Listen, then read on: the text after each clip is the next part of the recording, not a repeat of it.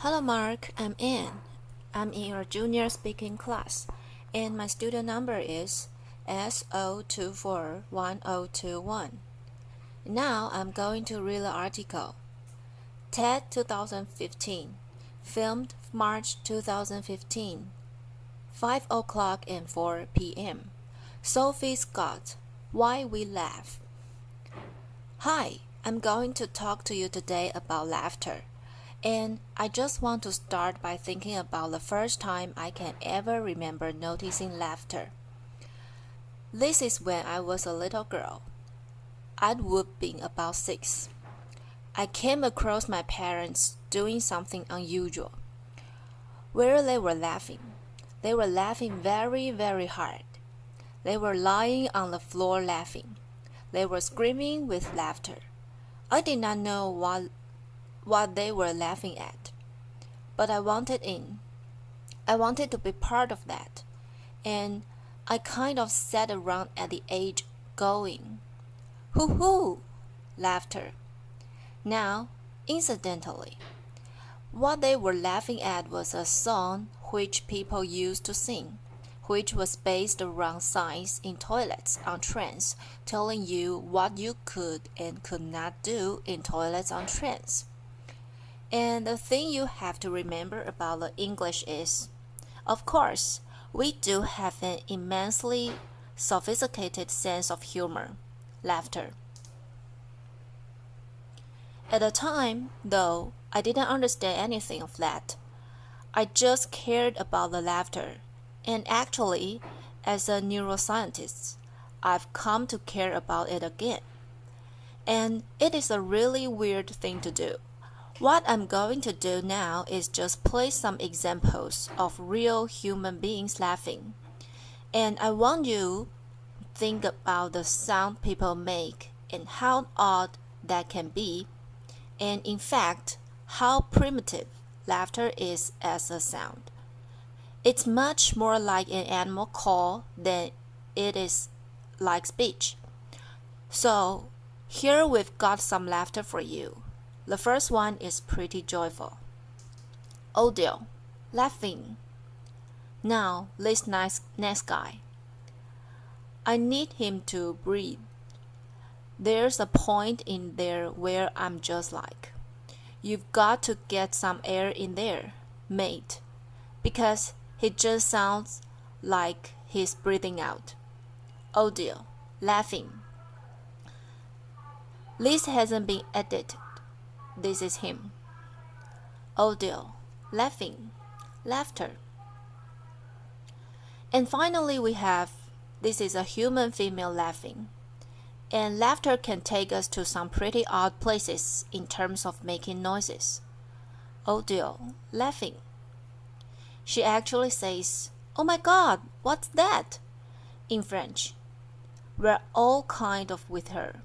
I have no idea. Now, to understand laughter, you have to look at a part of the body that psychologists and neuroscientists don't normally spend much time looking at, which is the rib cage.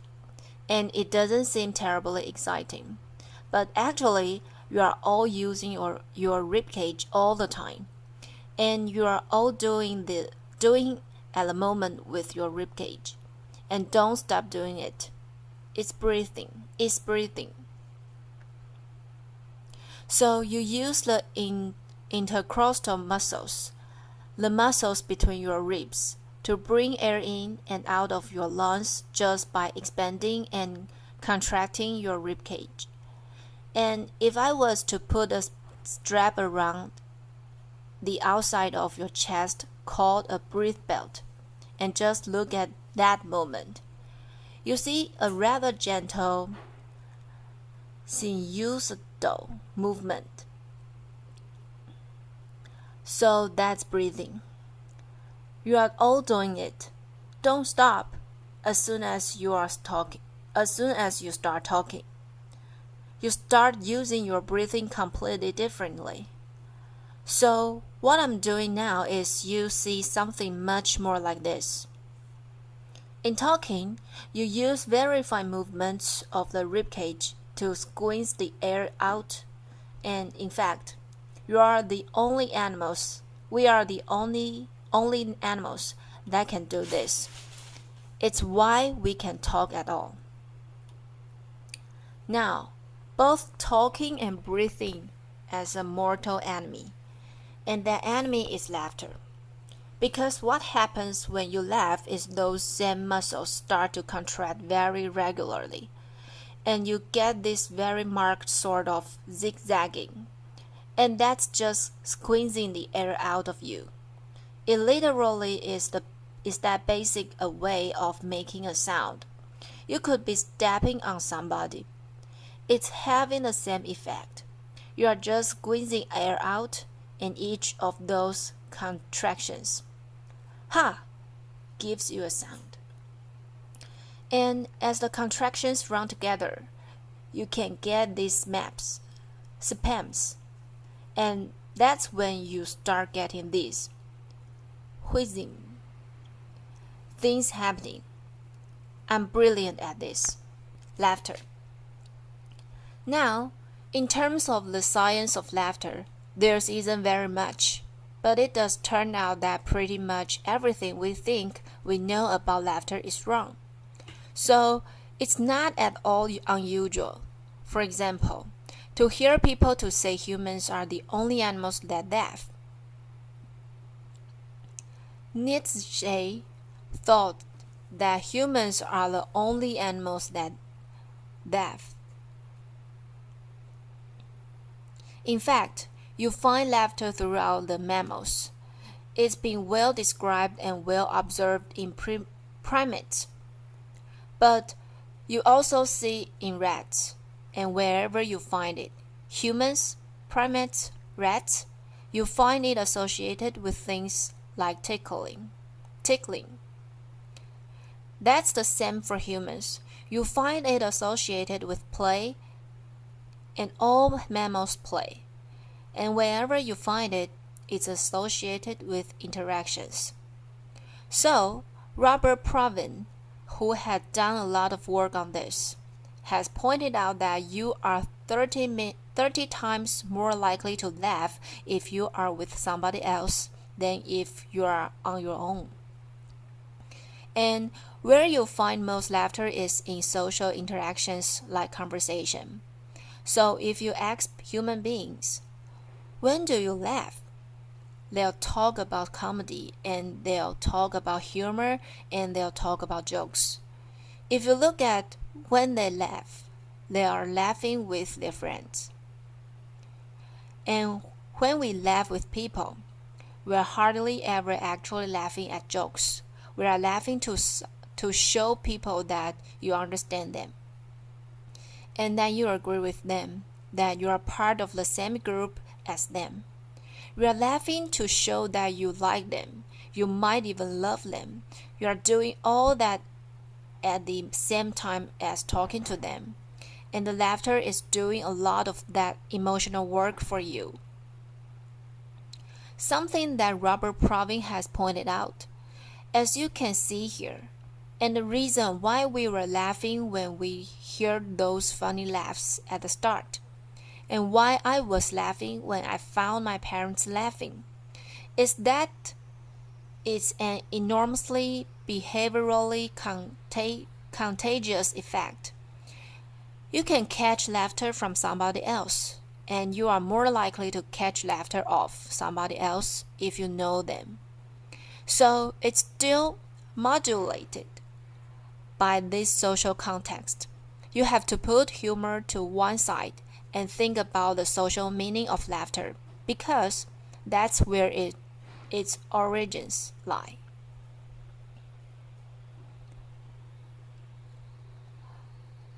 Now, something I've got very interested in is different kinds of laughter, and we have some neurobiological evidence about how human beings vocalize that suggests there might be two kinds of laughs that we have. So it seems possible that the neurobiology for helpless, involuntary laughter, like my parents lying on the floor screaming about a silly song, might have a different basis to it than some of that more polite social laughter that you encounter, which isn't horrible laughter, but it's behavior somebody is doing as part of their communicative act to you, part to their interaction with you. They are choosing to do this. In our evolution, we have developed two different ways of vocalizing. Involuntary vocalizations are part of an older system than the more voluntary vocalizations that like the speech I'm doing now. So we might imagine that laughter might actually have two different roots. So I've been looking at this in more detail. To do this, we've had to make recordings of people laughing, and we've had to do whatever it takes to make people laugh. And we got those same people to produce more social laughter. So imagine your friend told a joke, and you are laughing because you like your friend, but not really because the jokes at all. The jokes, all that. So I'm going to play you a couple of those. I want you to tell me if you think this laughter is real laughter, or if you think it's posed. So, is this voluntary laughter or more voluntary laughter? Audio, laughing. What does that sound like to you? Audience, posed. Sophie Scott, posed? Posed. How about this one? Audio, laughing. Laughter, I'm the best. Laughter, applause. Not really. No, that was helpless laughter. And in fact, to record that, all they had to do was record me watching one of my friends listening to something I knew she wanted to laugh at. And I just started doing this. What you find is that people are good at telling the difference between real and posed laughter. They seem to be different things to us. Interestingly, you see something quite similar with chimpanzees. Chimpanzees laugh differently if they are being tickled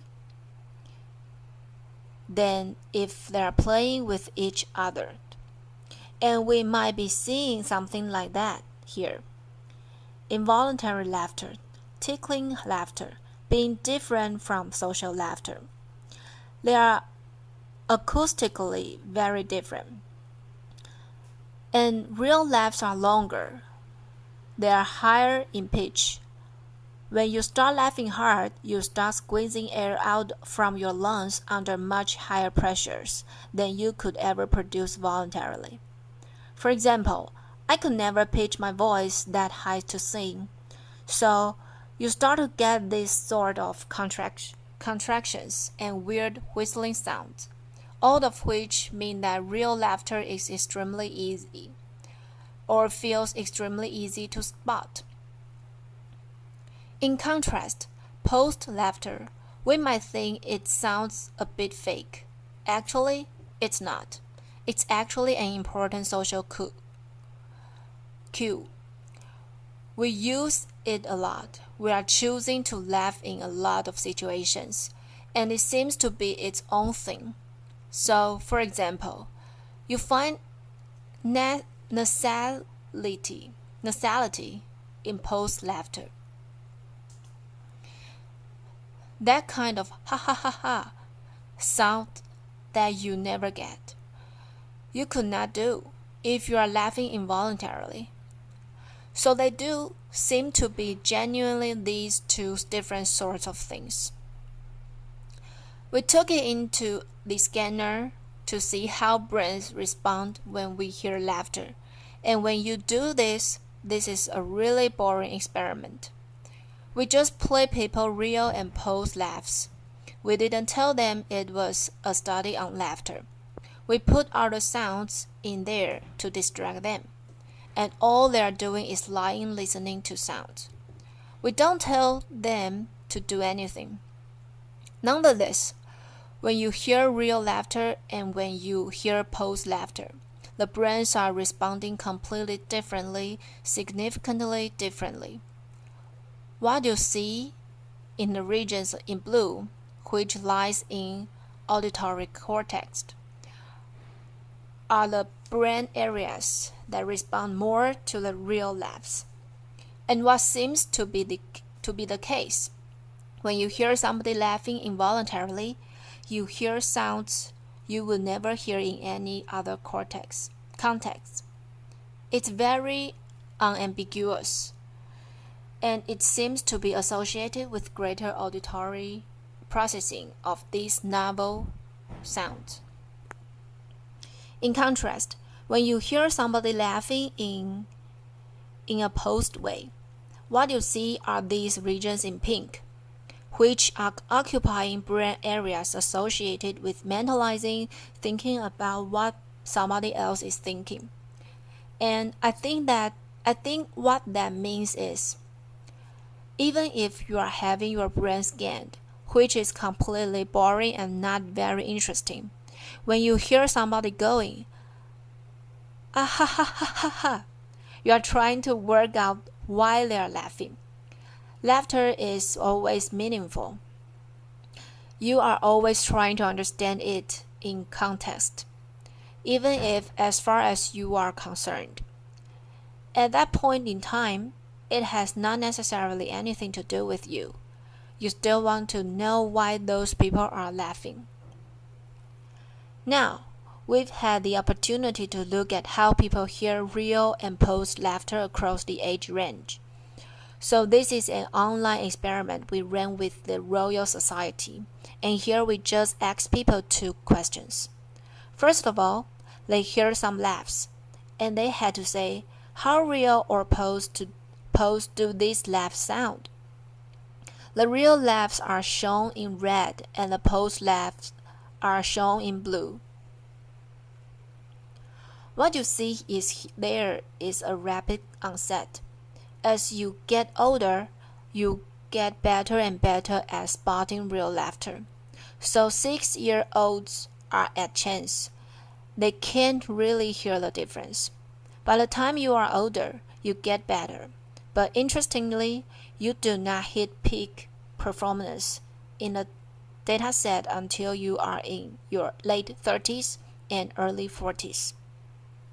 You don't understand laughter fully by the time you hit puberty. You don't understand laughter fully by the time your brain has matured at the end of your teens. You are learning about laughter throughout your entire early adult life. If we turn the question around and now say not, what does the laughter sound like in terms of being real or posed? But we say, how much does this laughter make you want to laugh? How contagious is this laughter to you? You see a different profile. And here, the younger you are, the more you want to join in when you hear laughter. Remember me laughing with my parents when I had no idea what was going on. You really can see this. Now, everybody, young and old, finds the real laughs more contagious than the posed laughs. But as you get older, it all becomes less contagious to you. Now, either we are all just becoming really grumpy as we get older, or it may mean that as you understand laughter better, and you are getting better at doing that, you need more than just hearing people laugh to want to laugh. You need the social stuff there. So we've got a very interesting behavior about which a lot of our lay assumptions are incorrect. But I'm combining to see that actually there's even more to laughter than it's an important social emotion we should look at. Because it turns out people are phenomenally nuanced in terms of how they use laughter. There's a really lovely set of studies coming out from Robert Levinson's lab in California, where he's doing a longitudinal study with couples. He gets married couples, men and women, into a lab, and he gives them stressful conversations to have while he wires them up to a polygraph so he can see them becoming stressed. So you've got the two of them in there, and he'll say to the husband, "Tell me something that your wife does that irritates you." And what you see is immediately just ran that one through your head briefly. You and your partner, you can imagine everybody gets a bit more stressed as soon as that starts. You can see physically people become more stressed. What he finds is that the couples who manage that feeling of stress with laughter, positive emotions like laughter, not only immediately become less stressed, they can see them physically feeling better. They are dealing with this unpleasant situation better together. They are also the couples that report high levels of satisfaction in their relationship, and they stay together for long. So in fact, when you look at close relationships, laughter is the phenomenally useful index of how people are regulating their emotions together. We are not just emitting it at each other to show that we like each other. We are making ourselves feel better together. Now, I don't think this is going to be limited to romantic relationships. I think this is probably going to be a characteristic of close emotional relationships, such as you might have with friends, which explains my next clip, which is of a YouTube video of some young men in the former East Germany are making a video to promote their heavy metal band. And it's extremely macho, and the mode is very serious. And I want you to notice what happens in terms of laughter when things go wrong, and how quickly that happens, and how that changes the mood. He's cold. He's about to get wet. He's got swimming trunks on. Got a towel? Ice. What might possibly happen? Video starts. Sound serious mood. And his friends are already laughing. They are already laughing. Hard. He's not laughing yet. Laughter. He's starting to go now. And now they're all off. Laughter. They are on the floor. Laughter. The thing I really like about that is it's all very serious until he jumped onto the ice. And as soon as he doesn't go through the ice, but also there isn't blood and bone everywhere, his friends start laughing. And imagine if that had played him out with him standing there going, "No, seriously, Heinrich, I think this is broken." We wouldn't enjoy watching that. That would be stressful. Or if he was running around with a visibly broken leg laughing, and his friends are going, "Heinrich, I think we need to go to the hospital now." That also wouldn't be funny. The fact that the laughter works, it gets him from a painful, embarrassing, difficult situation into a funny situation, into what we're actually enjoying there. And I think that's a really interesting use, and it's actually happening all the time. For example, I can remember something like this happening at my father's funeral. We weren't jumping around on the ice in our underpants. We're not Canadians. Laughter. Applause. These events are always difficult. I had a relative who was being a bit difficult. My mom was not in a good place, and I can remember finding myself just before the whole thing started telling this story about something that happened in a 1970s sitcom. And I just thought at the time, I don't know why I'm doing this. And what I realized I was doing was I was coming up with something from somewhere I could use to make her laugh together with me. It was a very basic reaction to find some reason we can do this.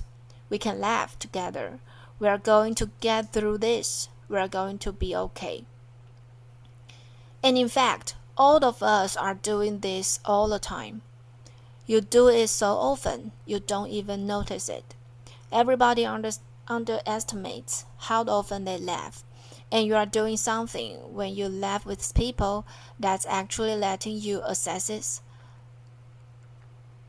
a really ancient evolutionary system that mammals have evolved to make and maintain social bonds, and clearly to regulate emotions, to make ourselves feel better. It's not something specific to humans. It's a really ancient behavior which really helps us regulate how we feel and makes us feel better. In other words, when it comes to laughter, you and me, baby, and nothing but mammals. Laughter. Thank you. Thank you. Applause. This is the end of the recording. Thank you for listening. Bye bye, Mark.